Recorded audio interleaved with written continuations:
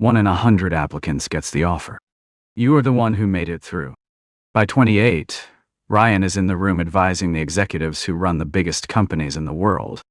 Level 1. The summer intern. Ryan is 21, placed on a live client engagement immediately with no simulations and no fake projects.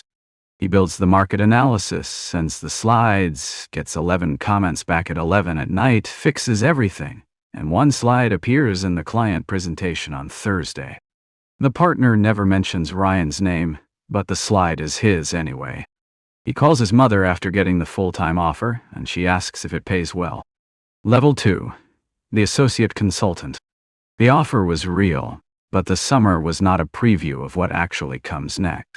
Every week is a different city, the same hotel lobby, the same breakfast eaten alone before the client day starts. His apartment accumulates hotel toiletries and unopened mail, and his plants died in October. The work is all frameworks. Break the problem down, analyze each part, synthesize the answer, and put the conclusion in a slide headline. If this story is making you think, drop a comment below telling us whether you'd take the exit offer or keep climbing. Like the video to help others see this content, and subscribe so you don't miss what comes next in this climb. Level 3. The consultant. Ryan is 27 now with an MBA and more than $200,000 in loans, and he owns a full work stream.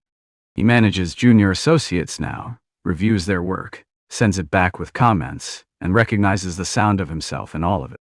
The exit offers are different now, with VP titles and real equity in one city, and Ryan is starting to wonder what the answer actually is. Level 4. The engagement manager. Ryan is 30 and runs the entire project, while the partner sells the work and appears only at key moments. A CEO with 19 years running his company calls Ryan directly on a Wednesday to ask how to structure the answer for his board. Ryan gives the answer clearly, hangs up, and sits with it for about 40 seconds before the next message arrives about slide 14. Level 5. The principal. At 34, Ryan is one level below partner and one decision away from the only outcome that justifies everything before it. He has been building client relationships for 16 months, in dinners across 3 countries, writing papers, arranging conference appearances, and one of those relationships becomes a multi-million-dollar engagement. His name is on the appendix and the partner's name is on the cover, and Ryan tells himself this is the correct way to think about it. Level 6. The partner. Ryan is 39 and walks into boardrooms as the firm itself, not a representative, not a messenger, just the name the CEO approved before anyone started working. His son turned 9 on a Wednesday in April, and Ryan was in another country and called at 7 in the morning to watch him blow out candles on a phone screen. He has not made a single school event in 3 years, and the photographs from before feel like they happened to someone wearing the same face. The other side of the table. Diane is 38, Chief Strategy Officer, 12 blocks from the office where this climb began, with an annual consulting budget of $260 million.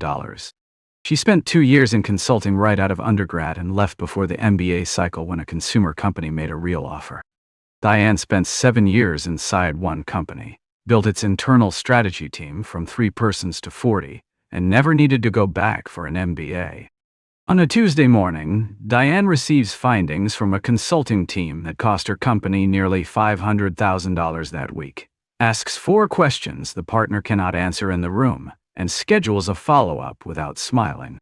At noon, she leaves for her son's school performance, arrives before it starts, and is home by 3 in the afternoon. The partners whose careers took decades to build are in Diane's calendar at her convenience and take her calls on the first ring.